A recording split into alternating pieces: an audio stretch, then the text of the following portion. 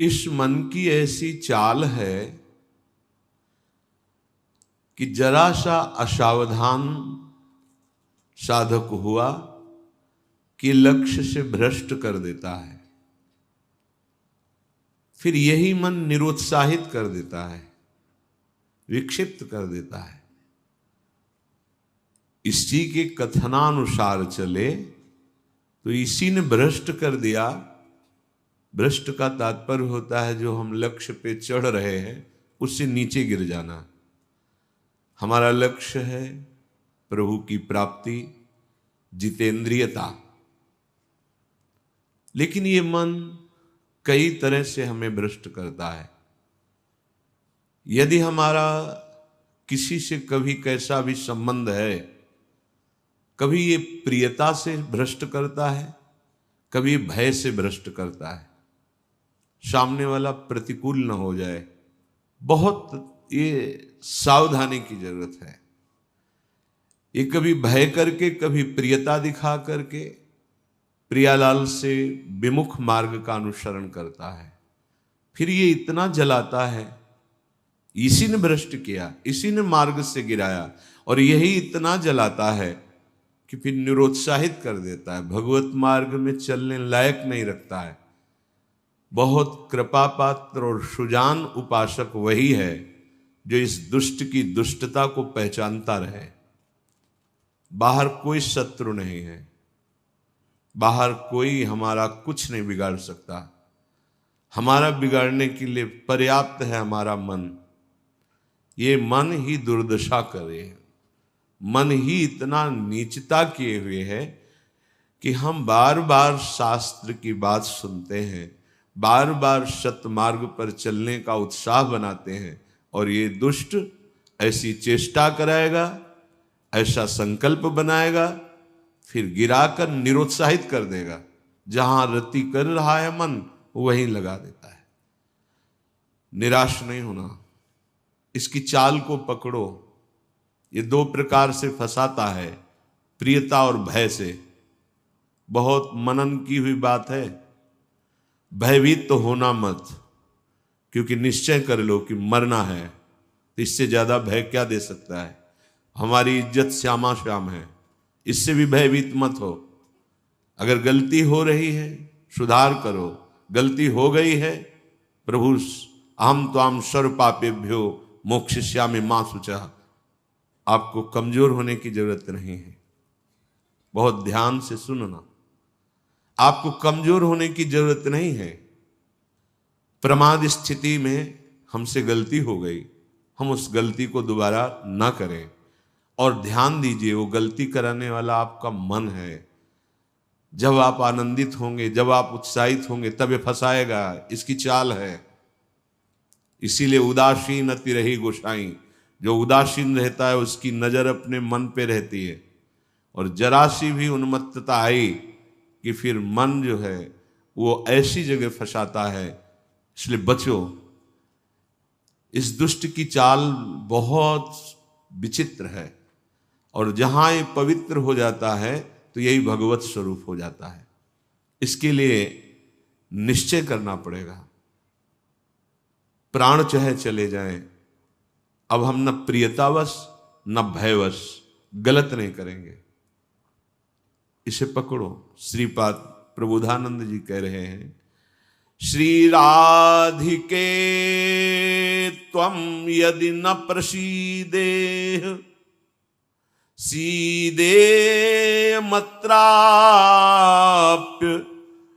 मुदिविजब्धी तदेश वृंदावन गात्मलोकः कृपा कटाक्षेण सदेक्षणीयः। यदि हम किशोरी जी को प्रसन्न नहीं कर पाए तो हम भारी कष्ट सहते हुए यहां शरीर छोड़ देंगे। श्रीपाद कह रहे हैं, देखो भगवत प्राप्ति करनी है तो बात समझना होगा। हम ये अंदर की बात कह रहे हैं, बहुत अंदर की पढ़ी हुई बात कर रहे हैं, यहां के रजिस्टर की पढ़ी हुई बात कर रहे हैं। ये बहुत दुष्ट मन है, बहुत दुष्ट। पूरे जीवन इस पर विश्वास न करें। यहां की पढ़ी बात कह रहे हैं। हृदय की बात को कह रहे हैं, खूब सूक्ष्मता से चिंतन की हुई बात कर रहे हैं। भक्ति के आनंद का जहां उल्लास प्रकट होता है वहीं खसक जाता है, बचा के निकलता है और प्रियता या भय दिखा करके फंसा देता है। मत भयभीत होना, इससे बिगाड़ तुझे जो कुछ बिगाड़ना है। जो कुछ अब हो, अब गलत नहीं करेंगे, भयभीत मत होना। और प्रियता तो है ही नहीं, कौन प्यार करता है? प्रियता तो है ही नहीं। ये केवल प्रियता का भाव दिखाकर हमें परम प्रियाजू से बिलक करना चाहता है।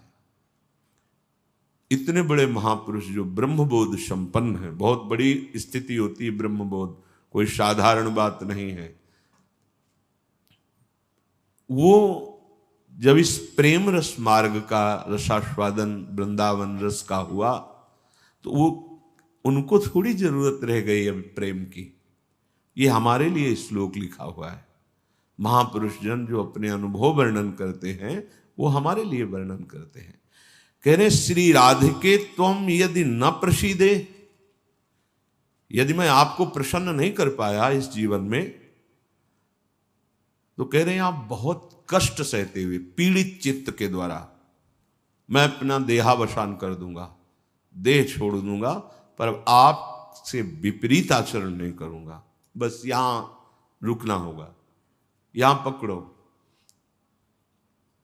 यहां बैठा लो हृदय में बात। इतना बहिर्मुख हो चुका है उपासक कि वो पकड़ ही नहीं पाता है अपने अंदर की कमी को। वो अंदर ही अंदर वो खोखला करके, निराश करके बस केवल जीने में लगा देता है। खाया पिया सोया खेला कूदा, समय कट रहा है, बढ़िया है। नहीं भाई, ये बहुत दुष्ट है मन। बार बार इसलिए कह रहे इस पर कभी विश्वास न करो। जब तक शरीर का होश है तब तक सबसे बड़ा दुश्मन हमारा मन है, दूसरा कोई दुश्मन नहीं। इस दुश्मन को देखते रहिए। ये 5 ज्ञानेंद्रियों को साथ लेकर हर समय हमारे पतन का प्लान करता रहता है, पतन का संकल्प बनाता रहता है। ये बहुत नीच उतर गया है। इसे उच्च चढ़ाने के लिए जो नाम, जो मंत्र, जो आश्रय है, उसको इस कोटि से लेना होगा कि यदि आप प्रसन्न नहीं हुई लाडली जी, तो भयानक पीड़ा और कष्ट सहते हुए जानबूझकर हम अपना शरीर यहां छोड़ देंगे आपके धाम में, पर आपके विपरीत आचरण नहीं करेंगे। प्रतिकूलस्य वर्जनम। श्री वृंदावन में हमें आपका कृपा कटाक्ष चाहिए, आपका साक्षात्कार चाहिए, आपकी प्रसन्नता चाहिए। नहीं तो अपने जीवन को कष्टमय रखते हुए यहां प्राण त्याग देंगे। भाव समझो, जब इतना दृढ़ निश्चय हो जाएगा तो कोई हमें परास्त कर ही नहीं सकता। ये हमारा मन ही हमको परास्त करता है। एक बार नहीं, लाखों बार इसको देखा है। जहां भक्ति का आनंद उल्लसित हुआ ताए निकल पड़ा, क्योंकि देख रहा है असावधान है, इस समय ये आनंदित है, असावधान है, और वो कहीं प्रियता या भय दिखाकर फंसा देता है। अब वो जो आनंद था वो गुप्त हो जाता है। जो एक उल्लास बड़ा था, फिर वो निराशा, फिर हताश। अच्छा उपासक है तो उसको लगने लगता है क्या करूं, जीवन नष्ट कर दूं, ऐसा लगने लगता है, क्योंकि वो लक्ष्य की तरफ बढ़ना चाहता है और मन उसको फुसला करके ऐसे गिरा देता है कि वो निराश होकर देखता है अब क्या करूं, अब कहां जाऊं। पहली बात, निराश नहीं होना है। जिस समय आपकी भक्ति का आनंद उल्लास से युक्त हो, उस समय आपको उदासीन होने की जरूरत है, प्रसन्न होने की नहीं जरूरत है। ये आंतरिक बात कह रहा हूं सावधानी की। उस समय बिल्कुल निरीक्षण मन के ऊपर ही होनी चाहिए, पूरी दृष्टि, क्योंकि उसी आनंद उल्लास में भागेगा, निकलेगा विषय सेवन के लिए, क्योंकि आपको गिराना है, उसका काम है गिराना। बाहर कोई गिरा नहीं सकता, अंदर से अपना बड़ा भारी शत्रु मन है, यही गिरा रहा है। उदासीनता जिस साधक के जीवन में नहीं, वो आगे नहीं बढ़ पाता है। उल्लसित नहीं होना, अंदर उल्लास, तो पूरी की पूरी एकाग्र दृष्टि मन पर। कहीं हमारा मन उल्लास में के छिद्र से भागकर कहीं फंसाने तो नहीं जा रहा है। हमने देखा है इसको 2 तरह से फंसाता है, एक प्रियता और एक भय। भय मान सम्मान, यश कीर्ति, लोक लज्जा, इसका, और प्रियता कि हमें बहुत प्यार करता है। दो स्थिति में मन भागता है और साधक को गिरा देता है। तो साधक का निश्चय होना चाहिए कि अब या तो प्रियाजू की मुस्कान, नहीं तो प्राणों का समर्पण। अब सौदेबाजी मन से नहीं होगी। अब हम जलने के लिए तैयार हैं। अब हम सौदेबाजी नहीं करेंगे कि है मन प्रसन्न हो जाए तो भजन में सहयोग करेगा। ये नीच कभी नहीं करेगा सहयोग। इसको तो जलना ही होगा, बिना जलाए आगे नहीं बढ़ सकते।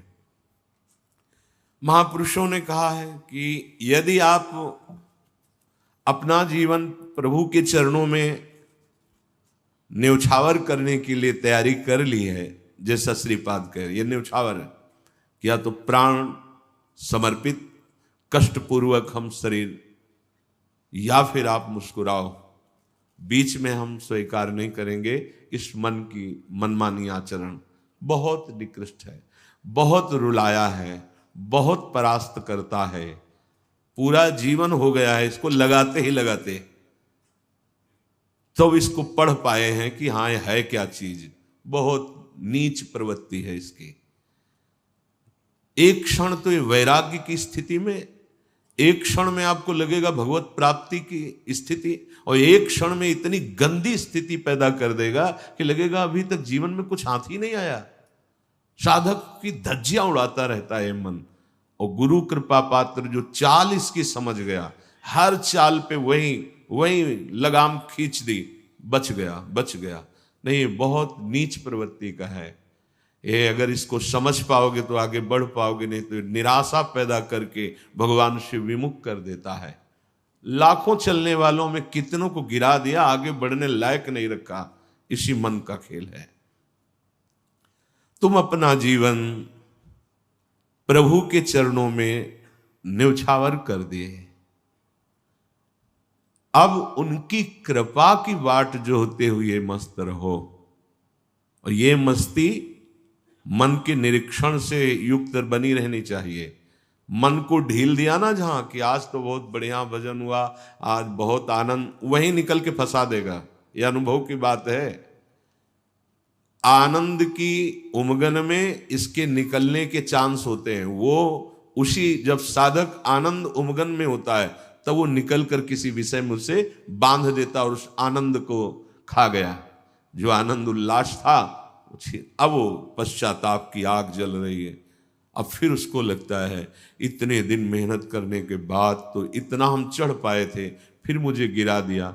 फिर वो निराश होने लगता है। शोक, विषाद, दुख, क्लेश, कष्ट, संताप, भय, उद्वेग ये प्रदान करता रहता है। इसके सामग्री क्या है मन की? इसके अनुकूल चलोगे तो क्या देगा मन?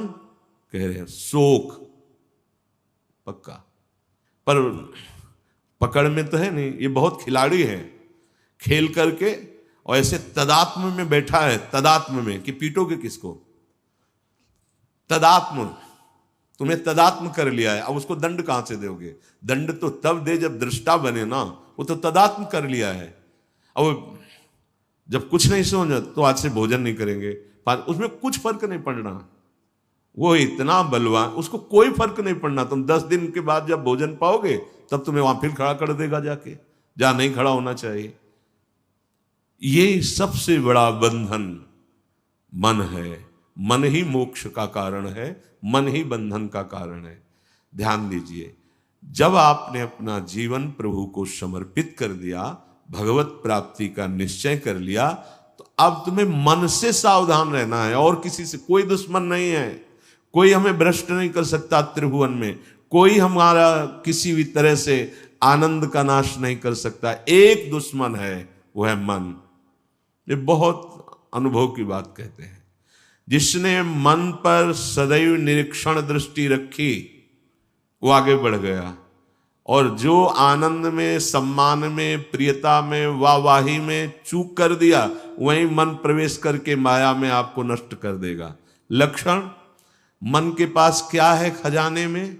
जब मन के आप अनुकूल चलेंगे, मन के अनुकूल, तो आपको क्या देगा? शोक, विषाद, दुख, क्लेश, कष्ट, संताप, भय, उद्वेग, ये आपको देगा। अगर आप प्रभु के अनुकूल चले, मन जितना आपको आकर्षित करे भोगों के, उसको डांट के उसकी बात ना सुनकर प्रभु के अनुकूल चले, तो इनमें से कोई भी दोष आपके अंदर नहीं रह जाएगा। ना आपके अंदर शोक होगा, ना विषाद होगा, न दुख होगा, न क्लेश, न कष्ट, न संताप, न भय, न उद्वेग, कुछ नहीं रहेगा। निश्चय, ये बात निश्चय समझ लो, सारा का सारा मन का एक खेल है। जो सब दुखी हैं, सब परास्त हो रहे हैं, सब जल रहे हैं, उसका कारण मन है। ये मन प्रत्येक श्वास यदि अपने प्रभु के सुमिरन में अर्पण कर दी जाए और मन की बात ना मानी जाए, तो प्रसन्नता बढ़ने लगे। स्वाभाविक दो बातें कह रहे हैं। पहली बात तो हर श्वास में नाम जप चले। दूसरी बात, मन की बात नहीं माननी है। इससे लड़ना पड़ेगा। बिना लड़े कोई परमार्थ का योद्धा विजय श्री प्राप्त नहीं कर पाता, और ये बहुत रुलाता है, बहुत दुख देता है। यही प्रतिकूल हो जाता है। पहले फुसलाएगा आपको, तन्मय करेगा, इसे छू लेते हैं, इसे देख लेते हैं, इसे भोग लेते हैं, बड़ा सुख मिलेगा। और आपने यदि उसके अनुकूल कर लिया तो वही फिर शोक, विषाद, दुख, क्लेश, अशांति ये फेंकेगा। अब तन्मयता में वो तुम्हारे बैठ गया है, तुम उसको अपने तन्मयता में ले लिए, तो अब बाहरी दृष्टि रहती है, चलो फिर आज से अन्न नहीं खाते, आज से मौन हो। कुछ फर्क इस पर नहीं पड़ेगा तुम्हारे मौन से, तुम्हारे अन्न त्याग से। इस पर एक बात केवल, इसकी बात माननी नहीं है, बस। हम ये सब करके देखे हैं। कई वर्ष अन्न जुबान में नहीं, आलू गुड़ जो मिला गांव, कुछ फर्क इस पे नहीं पड़ता। ये सब करके देखा है। बस चतुर सावधान वही जो हर श्वास नाम जप करके इसके खिलाफ रहता है। अब देख लो इसकी खिलाफत करना कितना कठिन बात है। मनोवेग है ये। इस वेग को जो सह गया उसको महात्मा, टूट गया वही दुरात्मा बना देता है। बहुत निंदनीय आचरणों से युक्त है मन। आप देख लो, अगर इसको सुधारना चाहते तो इसके खिलाफ कमर कसनी पड़ेगी आपको। जबरदस्ती इसको भजन में लगाना पड़ेगा और इसकी बात नहीं माननी होगी। नाम में बड़ी सामर्थ्य है। मतलब ये जो हम कह रहे हैं, अब कैसे तुम्हें स्थिति कैसे बताएं, ये बड़ी ऊंचाई से गिरा देता है मन। ये कोई छोटी मोटी शक्ति नहीं है मन। इंद्रियाणाम मनश्चास्मि, ये भगवत स्वरूप है। ऐसा खेल रचा गया है माया का, ऐसा रचना रची गई कि अगर इसका सपोर्ट ना करो तो जीना मुश्किल है। ध्यान देकर देखो, सारा खेल तो इसी के अंतर्गत, और सपोर्ट करो तो जीना मुश्किल है। अब निकलो इस खेल से, निकलो तो परम पद मिल जाएगा। बस जिसने नाम जपा, हरिराम व्यास जी एक पद में कहते हैं, नियंता पतितन को हरि नाम। यही हमारे अंदर कमी हो रही है, इसीलिए हम हार रहे हैं मन से। हम इन सब बाहरी बातों को कोई महत्व नहीं देते। एक है, केवल एक, वही अनेक रूप रखकर तुम्हारे सामने आ रहा है, छुपा छुपी का खेल खेल रहा है। ये अगर मान सम्मान प्रतिष्ठा है, नाटक है माया का, कुछ इससे नहीं होने वाला। कोई इससे आत्म शांति नहीं प्राप्त होती, इससे आत्मानंद की अनुभूति नहीं होती। ये उपलब्धि ना मान ली जाए, हाँ कि बहुत ऐसा, ये सब स्वप्न है, स्वप्न है। वो एक जादूगर विविध रूपों में आके कह रहा है, पहचान, अगर मेरे मार्ग का पथिक है तो पहचान, मैं तेरे सामने हूं। तो पहचानना तो भूल जाते हैं। अरे बहुत बड़ा सूक्ष्म खेल है। जीत गए तो ब्रह्मा भी नमस्कार करेंगे, ये ऐसा खेल है। भगवत नाम में इतनी सामर्थ्य। हरिराम व्यास जी, नियंता पतितन को हरि नाम, उचरत ही मुह कुचरत कलिको, खोज न राखत श्याम नियंता पतितन को हरि नाम। यदि श्वास श्वास, दो बातें भी पीछे बहुत ध्यान से सुनना। मन की बात नहीं माननी, इतनी सामर्थ्य आपको कहां से मिलेगी? बोले श्वास श्वास नाम जप करना होगा, इसी से विजय होगी। मन की बात नहीं माननी, वो हर समय विषय पेश करता रहता है। जैसे आप किसी होटल में बैठे हो तो पर्चा दे देते ना, आप बोलिए इसमें से क्या चाहिए, ऐसे हर समय पेश करता रहता है। पूरे त्रिभुवन में इसी का शासन चलता है, मन का। क्या चाहिए? आपने अगर किसी में भी दस्तखत कर दिए, शास्त्र विरुद्ध आचरण है, तो गिरा देगा आपको। बहुत होश में, बहुत होश में। वो होश तब माना जाएगा जब हर श्वास आपका नाम चल रहा है। जो ही नाम आपकी जिह्वा में हर श्वास चलेगा तो मुंह कुचरत कलि को, ये जो कलि अभद्र वर्णत सहस, ये कामादिक दोष, इन सबके मुंह को कुचरता है हरि नाम। इसलिए और साधनों में प्रीति हो जाएगी, नाम जपने में नहीं होगी। और नाम जपने में हो गई तो आप जीत जाएंगे, जीत जाएंगे। हरस्य हरि नाम जपत जय। नाम आनंद प्रदान करते हुए आपको बचाता रहेगा, मन की चाल दिखाता रहेगा, उससे कैसे बचना ये युक्ति बताता रहेगा। खोज न राखत श्याम, फिर श्याम सुंदर की खोज नहीं करनी पड़ेगी। नाम चल रहा है ना, यही अब तुम धोखे में नहीं डाल सकते। किसी सूझ वाली आंख ने पहचान की, कण कण में झांकी भगवान की। मेरा प्रीतम सब रूपों में है। ये नाम आपको अनुभव कराएगा। नाम जप नहीं है तो कुछ नहीं होने वाला। बातें बनाने से माया का पर्दा नहीं हट जाएगा। बहुत विचित्र है, बहुत विचित्र। अच्छे अच्छे त्राहिमाम बोल देते हैं इस मन के आगे। हिमालय को उठा लेना सहज है, लेकिन मन को अधीन करना सहज नहीं है। नाम भगवान में इतनी सामर्थ्य है, वो तुम्हें सामर्थ्य देंगे कि तुम मन को अधीन कर सकते हो। कर तुम अकर तुम अन्यथा कर तुम, सर्व सामर्थ्यशाली भगवान को अधीन करने वाला नाम है नाम।